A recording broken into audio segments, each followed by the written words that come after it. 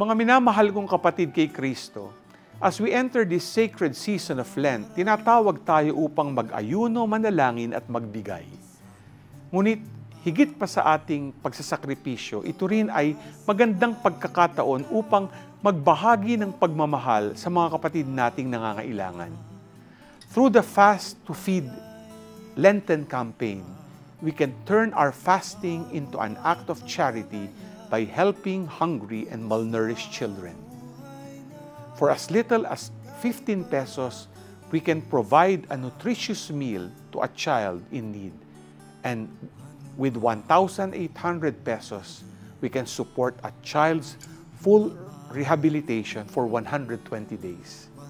With proper nutrition, these children can grow healthier, study better, and have a chance at a brighter future. Maliit man ang ating sakripisyo, kung ito ay may pagmamahal at pananampalataya, maaari itong magbigay ng pag-asa at pagbabago through your generosity. This is the very heart of Pondo ng Pinoy's Crumbs principle, that even the smallest act of kindness can make a difference. Anumang magaling kahit maliit, basta't malimit, ay patungong langit. Let us embrace this Lenten call. Fast today and feed a hungry child. Together as one church, we can ensure that no child suffers from hunger. Ako po si Bishop Milo Hubert C. Vergara, Obispo ng Diocese ng Pasig. Maraming salamat po.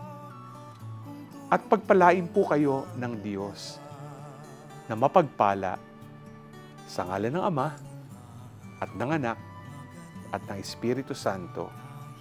Amen. Basta't malimit ay patungong langit, kahit ang isang pusit, ito ay may dating sa pusong may pag-ibig, may pangarap na sasabit, at ang tanging niyang sandigan ay ang Diyos at kapatid. Isang simula sa lahat may anyaya, isang pagbabago, ang lahat magsasama.